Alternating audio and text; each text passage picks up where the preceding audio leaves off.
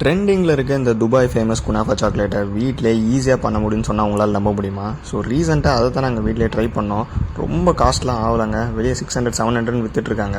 அதை சிம்பிளான இன்க்ரீடியன்ஸ் வச்சு ஈஸியாக பண்ண முடியும். ஸோ வாங்க எப்படி பண்ணலான்னு சொல்லிட்டு பார்க்கலாம். அதுக்கு தேவையான இன்க்ரீடியன்ஸ் ஃபஸ்ட்டு பார்த்துருவோம். டார்க் சாக்லேட் எடுத்துட்டோம், மில்க் மேட் எடுத்துட்டோம், அதுக்கப்புறம் மோல்டு வச்சுருந்தோம், பிஸ்தாஸ் எடுத்துக்கிட்டோம், அதுக்கப்புறம் சேமியாவும் எடுத்துக்கிட்டோம் கொஞ்சமாக. நீங்கள் கொக்கோ பவுடர் மட்டும் வச்சுருந்தீங்கன்னா டார்க் சாக்லேட் நீங்களே பண்ணலாம். பட் இந்த டைமில் நாங்கள் வந்து டார்க் சாக்லேட் வாங்கிட்டு டபுள் பாயிலிங் மெத்தடில் அதை மெல்ட் பண்ணிட்டு இருந்தோம். இன்னொரு சைடில் பிஸ்தாஸ் எல்லாத்தையுமே தூக்கி மிக்சியில் போட்டுட்டு அதுக்கப்புறம் கொஞ்சமாக மில்க் மேட் போட்டு அரைச்சி எடுத்து வச்சுக்கிட்டோம். இன்னொரு சைடில் கொஞ்சமாக அந்த வெர்மிசிலி நம்ம சேமியாவை லைட்டாக நெய் போட்டு வறுத்து எடுத்து வச்சுக்கிட்டோம். இந்த மாதிரி நல்லா மெல்ட் ஆகி வந்துருச்சு டார்க் சாக்லேட்டு. அந்த வறுத்த சேமியாவில் அந்த மில்க் மேடையும் ஆட் பண்ணி நல்லா ஒரு மிக்சர் மாதிரி ரெடி பண்ணி வச்சுக்கிட்டோம்.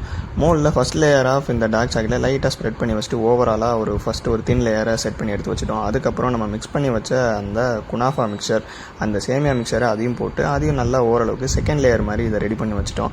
அதுக்கப்புறம் தேர்ட் லேயரில் மறுபடியும் அந்த மீதி இருந்த சாக்லேட்டையுமே நல்லா ஃபில்லிங்காக ஜெனரஸாக நல்லா ஆட் பண்ணிட்டோம். ஓரளவுக்கு இது பிரேக் ஆகாத மாதிரி பார்த்துக்கோங்க. நல்லா ஆட் பண்ணிட்டு கொஞ்சம் நேரம் ஃப்ரீஸ் பண்ணி எடுத்தோம்னா செம்மையாக வந்துருச்சுங்க. சீரியஸ்லி சொல்லணும்னா வெளியே கமர்ஷியலாக விற்கிற ப்ராடக்ட்ஸுக்கே டஃப் கொடுக்குற அளவுக்கு செம்ம டேஸ்ட்டாக சூப்பர் டெலிஷியஸாக வந்துச்சு. அப்புறம் என்னங்க, இதை நீங்களும் ட்ரை பண்ணி பார்த்துட்டு கமெண்ட்ஸில் உங்கள் ஃபீட்பேக்கை சொல்லுங்கள். See you in the next video. Tada, bye bye.